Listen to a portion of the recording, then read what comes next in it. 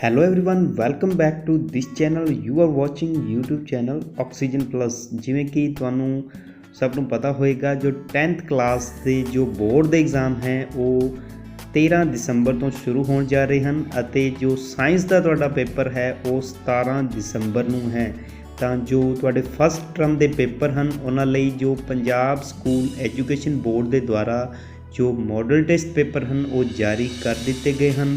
ਤਾਂ ਜੋ final paper ਦਾ ਤੁਹਾਡਾ ਫਸਟ ਟਰਮ ਦਾ ਪੈਟਰਨ ਹੈ ਉਹ ਕੁਝ ਇਸੇ ਤਰ੍ਹਾਂ ਦਾ ਰਹੇਗਾ। ਤਾਂ ਅੱਜ ਆਪਾਂ ਜੋ ਤੁਹਾਡਾ ਫਸਟ ਟਰਮ ਦਾ ਪੇਪਰ ਹੋਣਾ ਹੈ ਉਸ ਦੇ ਲਈ ਜੋ ਮੋਡਲ ਟੈਸਟ ਪੇਪਰ ਹੈ ਉਹਦੇ 40 ਕੁਐਸਚਨਸ ਹਨ, ਉਹਨਾਂ ਨੂੰ 1 ਬਾਏ 1 ਡਿਸਕਸ ਕਰਾਂਗੇ। ਇਹ ਕੁਐਸਚਨਸ ਕਾਫੀ ਇੰਪੋਰਟੈਂਟ ਹਨ ਅਤੇ ਤੁਹਾਨੂੰ ਹੋ ਸਕਦਾ ਹੈ ਇਹਨਾਂ ਕੁਐਸਚਨਸ ਵਿੱਚੋਂ ਕਾਫੀ ਕੁਐਸਚਨਸ ਐਗਜ਼ਾਮ ਵਿੱਚ ਜ਼ਰੂਰ ਪੁੱਛੇ ਜਾ ਸਕਦੇ ਹਨ। ਤਾਂ ਆਓ ਫਿਰ ਬਿਨਾਂ ਕਿਸੇ ਦੇਰੀ ਤੋਂ ਸ਼ੁਰੂ ਕਰਦੇ ਹਾਂ ਸਾਡੀ ਅੱਜ ਦੀ ਕਲਾਸ। ਫਸਟ ਕੁਐਸਚਨ ਤੁਸੀਂ ਦੇਖ ਪਾ ਰਹੇ ਹੋ, ਹੇਠਾਂ ਦਿੱਤੀ ਰਸਾਇਣਿਕ ਪ੍ਰਤੀਕਿਰਿਆ ਦੀ ਕਿਸਮ ਦਾ ਨਾਂ ਦੱਸੋ। ਤਾਂ ਜੋ ਤੁਹਾਨੂੰ ਪੇਪਰ ਦਾ ਫਸਟ ਕੁਐਸਚਨ ਹੈ ਉਹ ਕੁਝ ਇਸੇ ਤਰ੍ਹਾਂ ਦੀ ਰਿਐਕਸ਼ਨ ਹੋਵੇਗੀ ਅਤੇ ਤੁਸੀਂ ਟਾਈਪ ਆਫ ਰਿਐਕਸ਼ਨ ਦੱਸਣਾ ਹੈ। ਤਾਂ ਇਹਦੇ 'ਚ ਕੀ ਹੋ ਰਿਹਾ ਹੈ, ਜੋ ਜ਼ਿੰਕ ਹੈ ਉਹ ਕਾਪਰ ਸਲਫੇਟ ਵਿੱਚੋਂ ਕਾਪਰ ਨੂੰ ਕੀ ਕਰ ਰਿਹਾ ਹੈ, ਡਿਸਪਲੇਸ ਕਰ ਰਿਹਾ ਹੈ, ਵਿਸਥਾਪਿਤ ਕਰ ਰਿਹਾ ਹੈ। ਤਾਂ ਇਸ ਜੋ ਪ੍ਰਤੀਕਿਰਿਆ ਹੈ ਇਹਦਾ ਨਾਂ ਕੀ ਹੋਵੇਗਾ, ਵਿਸਥਾਪਨ ਪ੍ਰਤੀਕਿਰਿਆ। ਅੱਗੇ ਤੁਸੀਂ ਸੈਕਿੰਡ ਕੁਐਸਚਨ ਦੇਖ ਪਾ ਰਹੇ ਹੋ, ਜਦੋਂ ਮੈਗਨੀਸ਼ੀਅਮ ਰਿਬਨ ਨੂੰ ਹਵਾ ਵਿੱਚ ਸਾੜਿਆ ਜਾਂਦਾ ਹੈ ਤਾਂ ਇੱਕ ਚਿੱਟਾ ਪਦਾਰਥ ਪ੍ਰਾਪਤ ਹੁੰਦਾ ਹੈ, ਇਸ ਦਾ ਨਾਮ ਕੀ ਹੈ। ਤਾਂ ਇਸ ਨੂੰ ਆਪਾਂ ਕੀ ਬੋਲਦੇ ਹਾਂ, ਮੈਗਨੀਸ਼ੀਅਮ ਆਕਸਾਈਡ। ਤਾਂ ਇਹਦਾ ਰਾਈਟ ਆਨਸਰ ਕੀ ਹੋਵੇਗਾ, ਬੀ ਨੰਬਰ ਆਪਸ਼ਨ। ਅੱਗੇ ਤੁਸੀਂ ਥਰਡ ਕੁਐਸਚਨ ਦੇਖ ਪਾ ਰਹੇ ਹੋ, ਕੀ ਹੁੰਦਾ ਜਦੋਂ ਪਤਲੇ ਹਾਈਡਰੋਕਲੋਰਿਕ ਐਸਿਡ ਯਾਨੀ ਕਿ HCl ਨੂੰ ਲੋਹ ਚੂਰਨ ਵਿੱਚ ਮਿਲਾਇਆ ਜਾਂਦਾ ਹੈ। ਤਾਂ ਸਹੀ ਉੱਤਰ 'ਤੇ ਨਿਸ਼ਾਨ ਲਗਾਓ। ਤਾਂ ਜਦੋਂ ਪਤਲੇ ਹਾਈਡਰੋਕਲੋਰਿਕ ਐਸਿਡ ਨੂੰ ਲੋਹ ਚੂਰਨ ਵਿੱਚ ਮਿਲਾਇਆ ਜਾਂਦਾ ਹੈ ਤਾਂ ਆਪਣੇ ਕੋਲ ਕੀ ਬਣਦਾ ਹੈ, ਹਾਈਡਰੋਜਨ ਗੈਸ ਅਤੇ ਆਇਰਨ ਕਲੋਰਾਈਡ ਪੈਦਾ ਹੁੰਦਾ ਹੈ। ਤਾਂ ਇਹਦਾ ਰਾਈਟ ਆਨਸਰ ਹੈ ਉਹ ਹੈ ਏ ਨੰਬਰ ਆਪਸ਼ਨ। ਅੱਗੇ ਤੁਸੀਂ ਫੋਰਥ ਨੰਬਰ ਕੁਐਸਚਨ ਦੇਖ ਪਾ ਰਹੇ ਹੋ, ਕਾਫੀ ਇੰਪੋਰਟੈਂਟ ਕੁਐਸਚਨ ਹੈ। ਪਾਣੀ ਦੇ ਬਿਜਲੀ ਅਪਘਟਨ ਦੀ ਪ੍ਰਤੀਕਿਰਿਆ ਵਿੱਚ ਆਕਸੀਜਨ ਅਤੇ ਡੈਸ਼ ਗੈਸਾਂ ਪ੍ਰਾਪਤ ਕੀਤੀਆਂ ਜਾਂਦੀਆਂ ਹਨ। ਤਾਂ ਤੁਹਾਨੂੰ ਪਤਾ ਹੋਵੇਗਾ ਜੋ ਵਾਟਰ ਦਾ ਫਾਰਮੂਲਾ ਹੈ ਉਹ ਹੈ H2O। ਇਹਦਾ ਮਤਲਬ ਜੋ ਵਾਟਰ ਹੈ ਹਾਈਡਰੋਜਨ ਅਤੇ ਆਕਸੀਜਨ ਦੇ ਸੁਮੇਲ ਨਾਲ ਬਣਿਆ ਹੈ। ਤਾਂ ਜਦੋਂ ਇਹਦਾ ਅਪਘਟਨ ਹੁੰਦਾ ਹੈ ਤਾਂ ਹਾਈਡਰੋਜਨ ਔਰ ਆਕਸੀਜਨ ਹੀ ਬਣਦਾ ਹੈ। ਤਾਂ ਇਹਦਾ ਜੋ ਰਾਈਟ ਆਨਸਰ ਹੋਵੇਗਾ ਉਹ ਕੀ ਹੈ, ਸੀ ਨੰਬਰ ਆਪਸ਼ਨ ਯਾਨੀ ਕਿ ਹਾਈਡਰੋਜਨ। ਅੱਗੇ ਤੁਸੀਂ ਫਿਫਥ ਕੁਐਸਚਨ ਦੇਖ ਪਾ ਰਹੇ ਹੋ, ਕਾਫੀ ਇੰਪੋਰਟੈਂਟ ਕੁਐਸਚਨ ਹੈ। ਚੂਨੇ ਦੇ ਪਾਣੀ ਦਾ ਰਸਾਇਣਿਕ ਫਾਰਮੂਲਾ ਕੀ ਹੈ, ਰਸਾਇਣਿਕ ਸੂਤਰ ਕੀ ਹੈ ਇਹਦਾ। ਤਾਂ ਇਹਦਾ ਜੋ ਰਾਈਟ ਆਨਸਰ ਹੈ ਉਹ ਹੋਵੇਗਾ ਏ ਨੰਬਰ ਆਪਸ਼ਨ CaOH2। ਅੱਗੇ ਤੁਸੀਂ ਸਿਕਸਥ ਕੁਐਸਚਨ ਦੇਖ ਪਾ ਰਹੇ ਹੋ, ਆਧੁਨਿਕ ਆਵਰਤੀ ਸਾਰਣੀ ਵਿੱਚ ਪਹਿਲੇ 10 ਤੱਤਾਂ ਵਿੱਚੋਂ ਕਿਹੜੀਆਂ ਤਾਤਾਂ ਯਾਨੀ ਕਿ ਮੈਟਲਸ ਹਨ। ਤਾਂ ਜੋ ਮਾਡਰਨ ਪੀਰੀਓਡਿਕ ਟੇਬਲ ਹੈ ਉਹਦੇ ਜੋ ਪਹਿਲੇ 10 ਤੱਤ ਹੈ ਉਹਦੇ ਚੋਂ ਇਹਦੇ 'ਚ ਜੋ ਮੈਟਲਸ ਹੈ ਉਹ ਆਪਾਂ ਸਿਲੈਕਟ ਕਰਨੀਆਂ ਹਨ। ਤਾਂ ਇਹਦਾ ਜੋ ਰਾਈਟ ਆਨਸਰ ਤੁਸੀਂ ਦੇਖ ਪਾ ਰਹੇ ਹੋ ਹੈ ਉਹ ਹੈ ਸੀ ਨੰਬਰ ਆਪਸ਼ਨ ਲੀਥੀਅਮ ਅਤੇ ਬੈਰੀਲੀਅਮ। ਅੱਗੇ ਤੁਸੀਂ ਸੈਵਨਥ ਕੁਐਸਚਨ ਦੇਖ ਪਾ ਰਹੇ ਹੋ, ਵਰਗੀਕਰਨ ਦਾ ਕਿਹੜਾ ਨਿਯਮ ਅਸ਼ਟਕ ਦਾ ਸਿਧਾਂਤ ਵਜੋਂ ਜਾਣਿਆ ਜਾਂਦਾ ਹੈ। ਤਾਂ ਜੋ ਅਸ਼ਟਕ ਦਾ ਸਿਧਾਂਤ ਹੈ ਉਹ ਕਿਸ ਨੇ ਦਿੱਤਾ ਸੀ, ਉਹ ਹੈ ਨਿਊਲੈਂਡ ਦਾ ਸਿਧਾਂਤ ਯਾਨੀ ਕਿ ਬੀ ਨੰਬਰ ਆਪਸ਼ਨ। ਅੱਗੇ ਤੁਸੀਂ 8th ਕੁਐਸਚਨ ਦੇਖ ਪਾ ਰਹੇ ਹੋ, ਕਿਸ ਤੱਤ ਦੀ ਇਲੈਕਟ੍ਰੋਨਿਕ ਸੰਰਚਨਾ 287 ਹੈ, ਇਸ ਤੱਤ ਦੀ ਪਰਮਾਣੂ ਸੰਖਿਆ ਯਾਨੀ ਕਿ ਐਟੋਮਿਕ ਨੰਬਰ ਕੀ ਹੋਵੇਗਾ। ਤਾਂ ਇਸ ਤਰ੍ਹਾਂ ਦਾ ਕੁਐਸਚਨ ਤੁਹਾਨੂੰ ਐਗਜ਼ਾਮ ਵਿੱਚ ਜ਼ਰੂਰ ਪੁੱਛਿਆ ਜਾ ਸਕਦਾ ਹੈ। ਅਤੇ ਤੁਸੀਂ ਕੀ ਕਰਨਾ ਹੈ, ਜੋ ਇਲੈਕਟ੍ਰੋਨ ਹੈ ਉਹਨਾਂ ਦਾ ਜੋੜ ਕਰ ਦੇਣਾ ਹੈ। ਤਾਂ ਉਹ ਕੀ ਆਏਗਾ ਤੁਹਾਡਾ ਐਟੋਮਿਕ ਨੰਬਰ ਯਾਨੀ ਕਿ ਪਰਮਾਣੂ ਸੰਖਿਆ। 2 8 10 + 7 ਕਰਦੇ ਹੋ ਤਾਂ 17 ਯਾਨੀ ਕਿ ਹੈਲੋਜਨ ਫੈਮਿਲੀ ਦਾ 17 ਨੰਬਰ ਗਰੁੱਪ ਦਾ ਜੋ ਕੀ ਹੈ ਐਲੀਮੈਂਟ ਹੈ ਉਹ ਹੈ ਕਲੋਰੀਨ ਹੋਏਗਾ। ਤਾਂ ਇਹਦਾ ਰਾਈਟ ਆਨਸਰ ਕੀ ਹੋਵੇਗਾ, ਸੀ ਨੰਬਰ ਆਪਸ਼ਨ। ਅੱਗੇ ਤੁਸੀਂ 9th ਕੁਐਸਚਨ ਦੇਖ ਪਾ ਰਹੇ ਹੋ, ਉਸ ਸਮੂਹ ਦੀ ਪਛਾਣ ਕਰੋ ਜੋ ਡਾਬਰਨੀਅਰ ਦੀ ਤਿੱਕੜੀ ਨਹੀਂ ਹੈ। ਤਾਂ ਇਹਦੇ ਚੋਂ ਜੋ ਬੀ ਨੰਬਰ ਆਪਸ਼ਨ ਹੈ ਬੈਰੀਲੀਅਮ, ਮੈਗਨੀਸ਼ੀਅਮ ਔਰ ਕ੍ਰੋਮੀਅਮ ਹੈ ਉਹ ਡਾਬਰਨੀਅਰ ਦੀ ਤਿੱਕੜੀ ਨਹੀਂ ਬਣਾਉਂਦੇ ਹਨ। ਤਾਂ ਇਹਦਾ ਜੋ ਰਾਈਟ ਆਨਸਰ ਹੈ ਉਹ ਹੈ ਬੀ ਨੰਬਰ ਆਪਸ਼ਨ। ਅੱਗੇ ਤੁਸੀਂ 10th ਕੁਐਸਚਨ ਦੇਖ ਪਾ ਰਹੇ ਹੋ, ਕਿਸੇ ਵਸਤੂ ਨੂੰ ਅਵਤਲ ਦਰਪਣ ਦੇ ਸਾਹਮਣੇ ਕਿੱਥੇ ਰੱਖਿਆ ਜਾਣਾ ਚਾਹੀਦਾ ਹੈ ਤਾਂ ਜੋ ਬਣਾਇਆ ਗਿਆ ਪ੍ਰਤੀਬਿੰਬ ਯਾਨੀ ਕਿ ਆਭਾਸੀ ਅਤੇ ਸਿੱਧਾ ਹੋਵੇਗਾ। ਤਾਂ ਇਹਦਾ ਜੋ ਰਾਈਟ ਆਨਸਰ ਹੈ ਉਹ ਹੋਵੇਗਾ, ਆਪਾਂ ਜੇਕਰ ਉਹਨੂੰ ਫੋਕਸ ਅਤੇ ਪੋਲ ਦੇ ਵਿਚਕਾਰ F ਅਤੇ P ਦੇ ਵਿਚਕਾਰ ਰੱਖਦੇ ਹਾਂ ਤਾਂ ਉਹਦਾ ਜੋ ਪ੍ਰਤੀਬਿੰਬ ਹੈ ਉਹ ਆਭਾਸੀ ਵੀ ਹੋਵੇਗਾ ਅਤੇ ਸਿੱਧਾ ਵੀ ਹੋਵੇਗਾ। ਅੱਗੇ ਤੁਸੀਂ 11 ਨੰਬਰ ਕੁਐਸਚਨ ਦੇਖ ਪਾ ਰਹੇ ਹੋ, ਤੁਸੀਂ ਦਰਪਣ ਤੋਂ ਭਾਵੇਂ ਕਿੰਨੀ ਵੀ ਦੂਰੀ ਤੇ ਖੜੇ ਹੋ ਜਾਓ ਤੁਹਾਡਾ ਪ੍ਰਤੀਬਿੰਬ ਸਿੱਧਾ ਦਿਖਾਈ ਦਿੰਦਾ ਹੈ, ਦਰਪਣ ਕਿਹੜਾ ਹੋਣਾ ਦੀ ਸੰਭਾਵਨਾ ਹੈ। ਤਾਂ ਇਹਦਾ ਜੋ ਰਾਈਟ ਆਨਸਰ ਬਣੇਗਾ ਉਹ ਹੈ ਸਮਤਲ ਦਰਪਣ ਜੋ ਆਪਣੇ ਘਰਾਂ 'ਤੇ ਹੁੰਦਾ ਹੈ, ਜਾਂ ਫਿਰ ਉੱਤਲ ਦਰਪਣ ਜੋ ਆਵਾਜਾਈ ਦੇ ਸਾਧਨਾਂ ਦੇ ਜੋ ਸਾਈਡ ਦਰਪਣ ਦੇ ਤੌਰ 'ਤੇ ਵਰਤਿਆ ਜਾਂਦਾ ਹੈ। ਤਾਂ ਇਹਦਾ ਜੋ ਰਾਈਟ ਆਨਸਰ ਹੈ ਉਹ ਹੈ ਡੀ ਨੰਬਰ ਆਪਸ਼ਨ। ਅੱਗੇ ਤੁਸੀਂ 12th ਕੁਐਸਚਨ ਦੇਖ ਪਾ ਰਹੇ ਹੋ, ਅੰਮ੍ਰਿਤਾ ਦੇਵੀ ਬਿਸ਼ਨੋਈ ਨੇ ਕਿਸ ਦੀ ਰੱਖਿਆ ਲਈ ਆਪਣੀ ਜਾਨ ਕੁਰਬਾਨ ਕਰ ਦਿੱਤੀ ਸੀ। ਤਾਂ ਇਹਦਾ ਜੋ ਰਾਈਟ ਆਨਸਰ ਹੈ ਉਹ ਹੈ ਖੇਜੜੀ ਦੇ ਰੁੱਖਾਂ ਲਈ ਯਾਨੀ ਕਿ ਬੀ ਨੰਬਰ ਆਪਸ਼ਨ।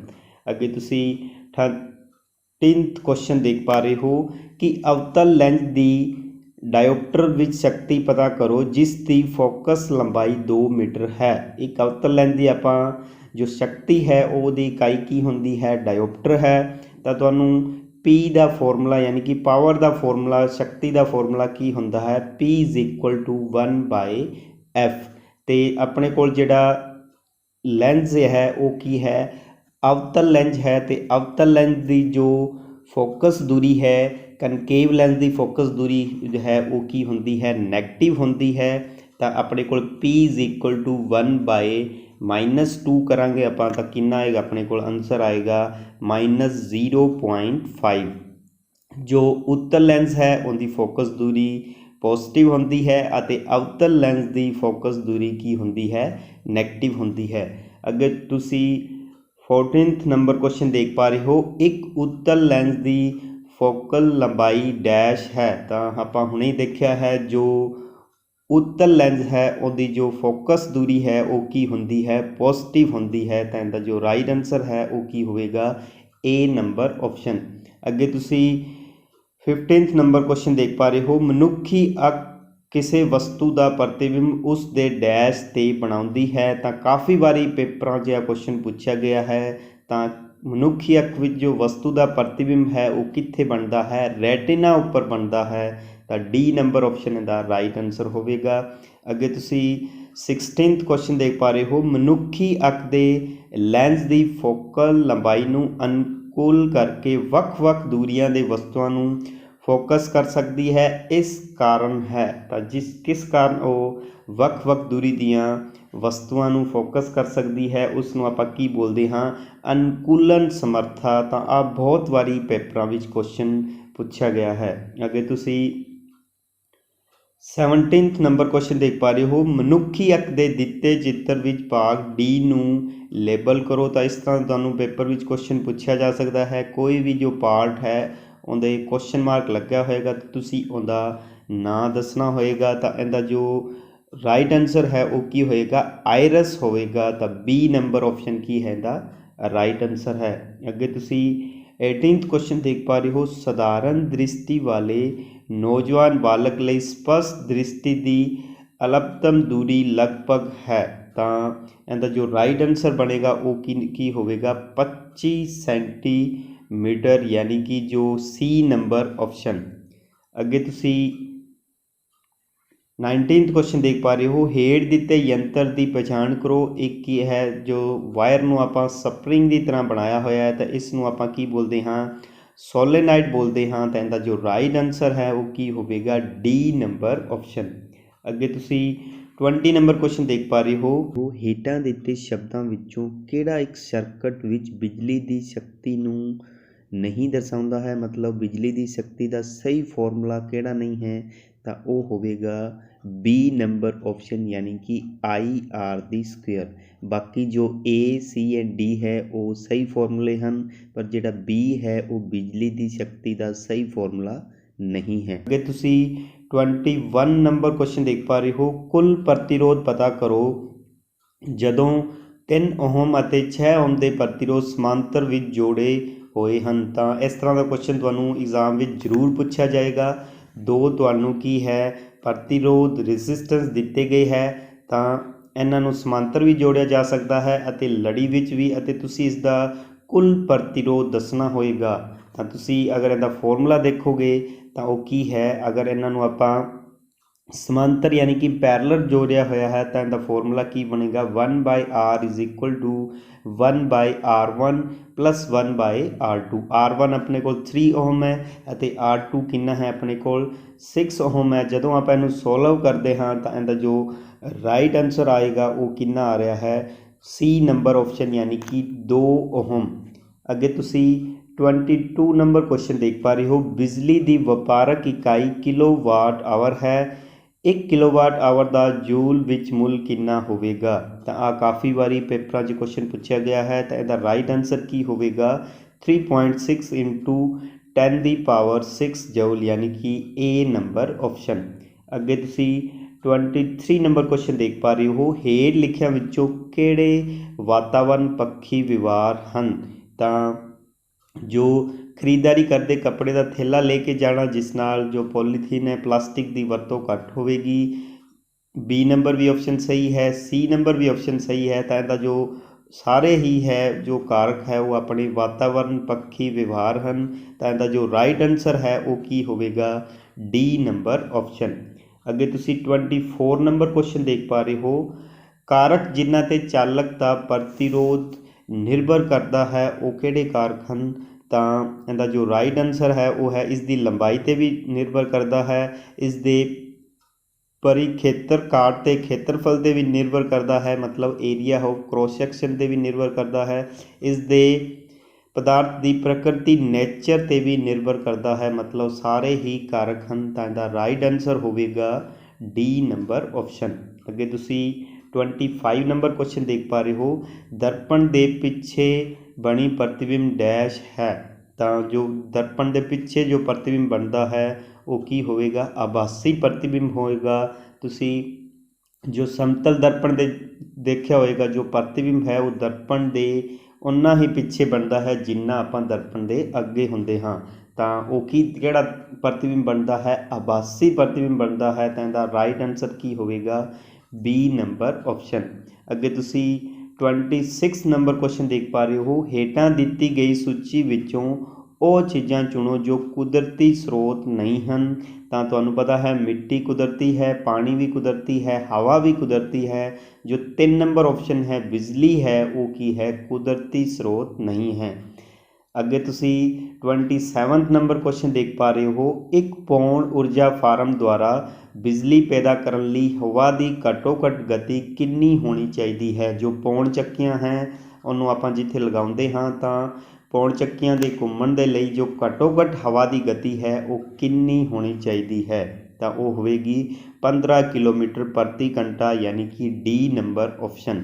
ਤੁਸੀਂ ਕਮੈਂਟ ਬਾਕਸ ਵਿੱਚ ਦੱਸਣਾ ਹੈ ਕਿਹੜੇ ਦੇਸ਼ ਨੂੰ ਪੌਣ ਚੱਕੀਆਂ ਦਾ ਦੇਸ਼ ਕਿਹਾ ਜਾਂਦਾ ਹੈ, ਮਤਲਬ ਜਿੱਥੇ ਬਿਜਲੀ ਬਹੁਤ ਜ਼ਿਆਦਾ ਮਾਤਰਾ ਵਿੱਚ ਪੌਣ ਚੱਕੀਆਂ ਦੁਆਰਾ ਪੈਦਾ ਕੀਤੀ ਜਾਂਦੀ ਹੈ। ਅੱਗੇ ਤੁਸੀਂ 28 ਨੰਬਰ ਕੁਐਸਚਨ ਦੇਖ ਪਾ ਰਹੇ ਹੋ। ਸਾਨੂੰ ਆਪਣੇ ਸਰੋਤਾਂ ਨੂੰ ਧਿਆਨ ਨਾਲ ਵਰਤਣ ਦੀ ਜ਼ਰੂਰਤ ਯਾਨੀ ਕਿ ਲੋੜ ਕਿਉਂ ਹੈ। ਤਾਂ ਜੋ ਨੈਚੁਰਲ ਰਿਸੋਰਸਿਸ ਹੈ ਉਹ ਲਿਮਟਿਡ ਹਨ, ਤਾਂ ਉਹਨਾਂ ਨੂੰ ਆਪਾਂ ਧਿਆਨ ਨਾਲ ਵਰਤ ਸਕਦੇ ਹਾਂ ਕਿਉਂਕਿ ਉਹ ਅਸੀਮਤ ਨਹੀਂ ਹਨ, ਕਿਉਂਕਿ ਉਹਨਾਂ ਦੀ ਮੰਗ ਘਾਤਕ ਦਰ ਨਾਲ ਵੱਧ ਰਹੀ ਹੈ। ਇਹਨਾਂ ਸਰੋਤਾਂ ਨੂੰ ਕੱਢਣ ਦੌਰਾਨ ਵਾਤਾਵਰਨ ਪ੍ਰਦੂਸ਼ਿਤ ਹੁੰਦਾ ਹੈ। ਤਾਂ ਪੈਟਰੋਲ ਹੈ, ਡੀਜ਼ਲ ਹੈ, ਇਹਨਾਂ ਦੀ ਮਾਤਰਾ ਕੀ ਹੈ ਲਿਮਟ 'ਤੇ ਹੈ, ਇਹ ਜਲਦੀ ਹੀ ਖਤਮ ਹੋ ਸਕਦੇ ਹਨ, ਇਸ ਲਈ ਇਹਨਾਂ ਦੀ ਵਰਤੋਂ ਆਪਾਂ ਨੂੰ ਧਿਆਨ ਨਾਲ ਕਰਨੀ ਚਾਹੀਦੀ ਹੈ। ਤਾਂ ਇਹਦਾ ਰਾਈਟ ਆਨਸਰ ਕੀ ਹੋਵੇਗਾ D ਨੰਬਰ ਆਪਸ਼ਨ। ਅੱਗੇ ਤੁਸੀਂ 29 ਨੰਬਰ ਕੁਐਸਚਨ ਦੇਖ ਰਹੇ ਹੋ। ਇਸ ਤਰ੍ਹਾਂ ਦਾ ਕੁਐਸਚਨ ਤੁਹਾਨੂੰ ਪੇਪਰ 'ਚ ਜ਼ਰੂਰ ਪੁੱਛਿਆ ਜਾਏਗਾ। ਨਿਮਨਲਿਖਤ ਭੋਜਨ ਲੜੀ ਵਿੱਚ ਦੂਸਰਾ ਖਪਤਕਾਰ ਦੀ ਪਛਾਣ ਕਰੋ। ਤਾਂ ਜੋ ਘਾਹ ਹੈ ਉਹ ਕੀ ਹੈ ਪੌਦੇ ਹਨ। ਤਾਂ ਸਾਰੇ ਹੀ ਜੋ ਹਰੇ ਪੌਦੇ ਹੈ ਉਹ ਕੀ ਹੈ ਉਤਪਾਦਕ ਹਨ, ਉਹ ਆਪਣਾ ਭੋਜਨ ਆਪ ਤਿਆਰ ਕਰ ਰਹੇ ਹਨ, ਇਸ ਲਈ ਉਹ ਕੀ ਹੈ ਪ੍ਰੋਡਿਊਸਰ ਹਨ। ਤਾਂ 2 ਨੰਬਰ 'ਤੇ ਕੀ ਹੈ ਹਰਾ ਟਿੰਡਾ ਹੈ ਉਹ ਕੀ ਕਰ ਰਿਹਾ ਹੈ ਘਾਹ ਨੂੰ ਖਾ ਰਿਹਾ ਹੈ। ਤਾਂ ਜੋ 1 ਨੰਬਰ ਦਾ ਜੋ ਖਪਤਕਾਰ ਹੈ ਪ੍ਰਾਇਮਰੀ ਕੰਜ਼ਿਊਮਰ ਹੈ ਉਹ ਕੀ ਹੈ ਹਰਾ ਟਿੱਡਾ ਹੋਏਗਾ। 2 ਨੰਬਰ 'ਤੇ ਕੀ ਹੈ ਜੋ ਡੱਡੂ ਹੈ ਫਰੋਗ ਹੈ ਉਹ ਜੋ ਹਰਾ ਟਿੱਡਾ ਹੈ ਉਹਨੂੰ ਖਾ ਰਿਹਾ ਹੈ। ਇਹਦਾ ਮਤਲਬ ਕੀ ਹੈ जो ਸੈਕੰਡਰੀ ਕੰਜ਼ਿਊਮਰ ਹੈ, ਦੂਸਰਾ ਖਪਤਕਾਰ ਹੈ, ਉਹ ਕੀ ਹੋਵੇਗਾ? ਡੱਡੂ ਹੋਵੇਗਾ। ਤਾਂ ਇਹਦਾ ਰਾਈਟ ਆਨਸਰ ਕੀ ਹੋਵੇਗਾ? B number option. ਅੱਗੇ ਤੁਸੀਂ 13th ਕੁਐਸਚਨ ਦੇਖ ਪਾ ਰਹੇ ਹੋ, ਬਿਜਲੀ ਚੁੰਬਕ ਪ੍ਰੇਰਕ ਦੀ ਘਟਨਾ ਹੈ। ਤਾਂ ਜੋ ਬਿਜਲੀ ਚੁੰਬਕ ਪ੍ਰੇਰਕ ਦੀ ਘਟਨਾ ਹੁੰਦੀ ਹੈ ਉਸ ਨੂੰ ਆਪਾਂ ਕੀ ਬੋਲਦੇ ਹਾਂ? ਇੱਕ ਇਲੈਕਟ੍ਰੋਨਿਕ ਮੋਟਰ ਦੀ ਇੱਕ ਕੁੰਡਲੀ ਨੂੰ ਘੁਮਾਉਣ ਦੀ ਪ੍ਰਕਿਰਿਆ ਹੈ। ਤਾਂ ਇਹਦਾ ਰਾਈਟ ਆਨਸਰ ਕੀ ਹੋਵੇਗਾ? D number option. ਅੱਗੇ ਤੁਸੀਂ 31 ਨੰਬਰ ਕੁਐਸਚਨ ਦੇਖ ਪਾ ਰਹੇ ਹੋ, ਹੇਠਾਂ ਦਿੱਤੇ ਸਮੂਹ ਵਿੱਚੋਂ ਕਿਸ ਵਿੱਚ ਸਾਰੀਆਂ ਜੈਵ ਵਿਘਟਨਸ਼ੀਲ ਵਸਤੂਆਂ ਨਹੀਂ ਹਨ? ਮਤਲਬ ਜਿਹੜੀਆਂ ਵਸਤੂਆਂ ਗਲ ਸੜ ਨਹੀਂ ਸਕਦੀਆਂ ਹਨ ਉਹਨਾਂ ਨੂੰ ਆਪਾਂ ਕੀ ਬੋਲਦੇ ਹਾਂ? ਜੈਵ ਵਿਘਟਨਸ਼ੀਲ ਵਸਤੂਆਂ ਨਹੀਂ ਹਨ। ਜੈਵ ਵਿਘਟਨਸ਼ੀਲ ਦਾ ਮਤਲਬ ਹੈ ਜੋ ਗਲ ਸੜ ਜਾਂਦੀਆਂ ਹਨ। ਉਹਨੇ ਪੁੱਛਿਆ ਹੈ ਵੀ ਜੋ ਜੈਵ ਵਿਘਟਨਸ਼ੀਲ ਨਹੀਂ ਹਨ। ਤਾਂ ਫਸਟ ਦੇਖੋ, ਘਾਹ, ਫੁੱਲ ਅਤੇ ਚਮੜਾ ਹੈ, ਇਹ ਜੈਵ ਵਿਘਟਨਸ਼ੀਲ ਹੈ। ਫੁੱਲਾਂ ਦੇ ਛਿਲਕੇ, ਕੇਕ ਦੇ ਅਤੇ ਚੂਨੇ ਦਾ ਰਸ, ਇਹ ਵੀ ਕੀ ਹੈ? ਜੈਵ ਵਿਘਟਨਸ਼ੀਲ ਹੈ। ਕੇਕ, ਲੱਕੜ ਅਤੇ ਘਾਹ, ਆ ਵੀ ਜੈਵ ਵਿਘਟਨਸ਼ੀਲ ਹੈ। ਘਾਹ, ਲੱਕੜ ਅਤੇ ਪਲਾਸਟਿਕ, ਪਰ ਜੋ ਪਲਾਸਟਿਕ ਹੈ ਉਹ ਜੈਵ ਵਿਘਟਨਸ਼ੀਲ ਪਦਾਰਥ ਨਹੀਂ ਹੈ।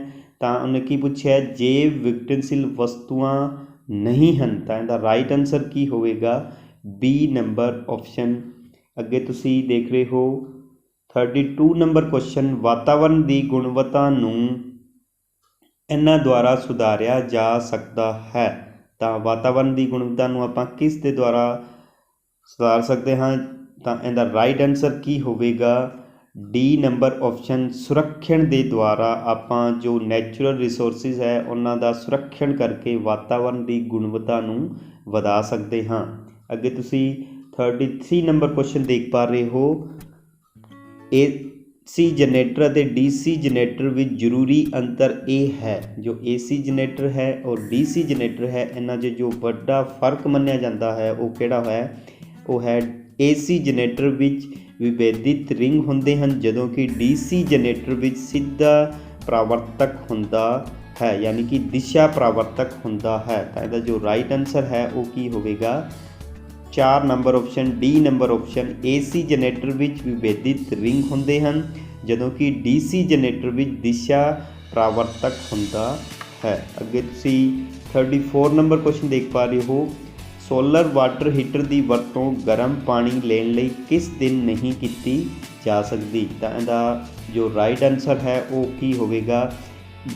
ਇੱਕ ਬੱਦਲ ਵਾਲਾ ਦਿਨ, ਮਤਲਬ ਜਿਸ ਦਿਨ ਬੱਦਲ ਹੁੰਦੇ ਹੈ ਤਾਂ ਸਨਲਾਈਟ ਬਹੁਤ ਘੱਟ ਹੁੰਦੀ ਹੈ, ਤਾਂ ਉਹਦੀ ਵਰਕਿੰਗ ਕੀ ਹੈ? ਬਹੁਤ ਘੱਟ ਹੋ ਜਾਂਦੀ ਹੈ। ਅੱਗੇ ਤੁਸੀਂ 35 ਨੰਬਰ ਕੁਐਸਚਨ ਦੇਖ ਰਹੇ ਹੋ, ਚਿਪਕੋ ਅੰਦੋਲਨ ਦੀ ਸ਼ੁਰੂਆਤ ਡੈਸ਼ ਵਿਖੇ ਹੋਈ ਸੀ। ਤਾਂ ਚਿਪਕੋ ਅੰਦੋਲਨ ਹੈ ਉਹਦੀ ਸ਼ੁਰੂਆਤ ਹੈ ਉਹ ਕਿੱਥੇ ਹੋਈ ਸੀ? ਤਾਂ ਇਹਦਾ ਜੋ ਰਾਈਟ ਆਨਸਰ ਹੈ ਉਹ ਕੀ ਹੋਏਗਾ? ਗੁੜਵਾਲ, ਯਾਨੀ ਕਿ ਬੀ ਆਪਸ਼ਨ ਗੁੜਵਾਲ। ਅੱਗੇ ਤੁਸੀਂ 36 ਨੰਬਰ ਕੁਐਸਚਨ ਦੇਖ ਪਾ ਰਹੇ ਹੋ, ਬਿਜਲੀ ਧਾਰਾ ਪੈਦਾ ਕਰਨ ਲਈ ਵਰਤੇ ਜਾਣ ਵਾਲੇ ਯੰਤਰ ਨੂੰ ਡੈਸ਼ ਕਿਹਾ ਜਾਂਦਾ ਹੈ। ਤਾਂ ਜੋ ਬਿਜਲੀ ਪੈਦਾ ਕਰਦਾ ਹੈ ਉਸ ਨੂੰ ਆਪਾਂ ਕੀ ਬੋਲਦੇ ਹਾਂ? ਤਾਂ ਇਹਦਾ ਰਾਈਟ ਆਨਸਰ ਕੀ ਹੋਵੇਗਾ? ਏ ਨੰਬਰ ਆਪਸ਼ਨ, ਜਨਰੇਟਰ। ਤਾਂ ਜਨਰੇਟਰ ਕੀ ਕਰਦਾ ਹੈ? ਯੰਤਰਿਕ ਊਰਜਾ ਨੂੰ ਉਹ ਬਿਜਲੀ ਊਰਜਾ ਵਿੱਚ ਬਦਲ ਦਿੰਦਾ ਹੈ। ਅੱਗੇ ਤੁਸੀਂ 37 ਨੰਬਰ ਕੁਐਸਚਨ ਦੇਖ ਪਾ ਰਹੇ ਹੋ, ਇਹਨਾਂ ਵਿੱਚੋਂ ਕਿਹੜਾ ਇੱਕ ਲੰਬੀ ਸਿੱਧੀ ਤਾਰ ਦੇ ਨੇੜੇ ਚੁੰਬਕੀ ਖੇਤਰ ਦਾ ਸਹੀ ਵਰਣਨ ਕਰਦਾ ਹੈ? ਤਾਂ ਇਹਦਾ ਜੋ ਰਾਈਟ ਆਨਸਰ ਹੈ ਉਹ ਕੀ ਹੈ? ਡੀ ਨੰਬਰ ਆਪਸ਼ਨ, ਤਾਰ ਦੇ ਦੁਆਲੇ ਸਮਕੇਂਦਰੀ ਚੱਕਰਾਂ ਦਾ ਬਣਦਾ ਖੇਤਰ। ਅੱਗੇ ਤੁਸੀਂ 38 ਨੰਬਰ ਕੁਐਸਚਨ ਦੇਖ ਪਾ ਰਹੇ ਹੋ, ਸਾਡੇ ਦੁਆਰਾ ਵਰਤੇ ਜਾਂਦੇ ਊਰਜਾ ਦੇ ਜ਼ਿਆਦਾਤਰ ਸੋਮੇ ਸਟੋਰ ਕੀਤੀ ਸੂਰਜੀ ਊਰਜਾ ਨੂੰ ਦਰਸਾਉਂਦੇ ਹਨ। ਹੇਠ ਲਿਖਿਆਂ ਵਿੱਚੋਂ ਕਿਹੜਾ ਊਰਜਾ ਸੋਮਾ ਅੰਤ ਵਿੱਚ ਸੂਰਜ ਦੀ ਊਰਜਾ ਪ੍ਰਾਪਤ ਨਹੀਂ ਕਰਦਾ? ਤਾਂ ਇਹਦਾ ਜੋ ਰਾਈਟ ਆਨਸਰ ਹੈ ਉਹ ਕੀ ਹੋਏਗਾ? ਪਰਮਾਣੂ ਊਰਜਾ, ਬੀ ਨੰਬਰ ਆਪਸ਼ਨ। ਅੱਗੇ ਤੁਸੀਂ 39 ਨੰਬਰ ਕੁਐਸਚਨ ਦੇਖ ਪਾ ਰਹੇ ਹੋ, ਸ਼ਾਰਟ ਸਰਕਟ ਦੇ ਸਮੇਂ ਸਰਕਟ ਵਿੱਚ ਬਿਜਲੀ ਧਾਰਾ ਦਾ ਮਾਨ ਕੀ ਹੋਵੇਗਾ? ਤਾਂ ਸ਼ਾਰਟ ਸਰਕਟ 'ਚ ਕੀ ਹੁੰਦਾ ਹੈ? ਬਿਜਲੀ ਧਾਰਾ ਦਾ ਮਾਨ ਕੀ ਹੈ? ਉਹ ਥਾਂ 'ਤੇ ਬਹੁਤ ਜ਼ਿਆਦਾ ਵੱਧ ਜਾਂਦਾ ਹੈ। ਤਾਂ ਇਹਦਾ ਰਾਈਟ ਆਨਸਰ ਸੀ ਨੰਬਰ ਆਪਸ਼ਨ ਹੋਵੇਗਾ। ਅੱਗੇ ਤੁਸੀਂ 40 ਕੁਐਸਚਨ ਦੇਖ ਪਾ ਰਹੇ ਹੋ, ਹੇਠਾਂ ਦਿੱਤੇ ਵਿੱਚੋਂ ਕਿਹੜਾ ਬਾਇਓਪੁੰਜ ਊਰਜਾ ਸਰੋਤ ਦੀ ਵਰਤੋਂ ਨਹੀਂ ਹੈ? ਤਾਂ ਇਹਦਾ ਜੋ ਰਾਈਟ ਆਨਸਰ ਹੈ ਉਹ ਕੀ ਹੋਵੇਗਾ? ਪਰਮਾਣੂ ਊਰਜਾ, ਯਾਨੀ ਕਿ ਸੀ ਨੰਬਰ ਆਪਸ਼ਨ। ਤਾਂ ਇਹ ਸੀ ਤੁਹਾਡਾ ਜੋ फस्ट टर्म का पंजाब स्कूल एजुकेशन के द्वारा जो मॉडल टेस्ट पेपर है वो जारी किया गया है। तो इस विचों काफ़ी क्वेश्चनस है वो तुहानूं पेपर में पूछे जा सकते हैं। तो तुसी इन्हां क्वेश्चनस नूं एक बार जरूर देखो, काफ़ी इंपोर्टेंट क्वेश्चनस हैं। तो हो सकता है जो पेपर का स्टाइल है तुहाडा फस्ट टर्म के पेपर का साइंस का वो कुछ इस तरह का रहेगा। तो तुसी इन्हां पेपर्स की एक बार रिविजन जरूर करो। Thank you.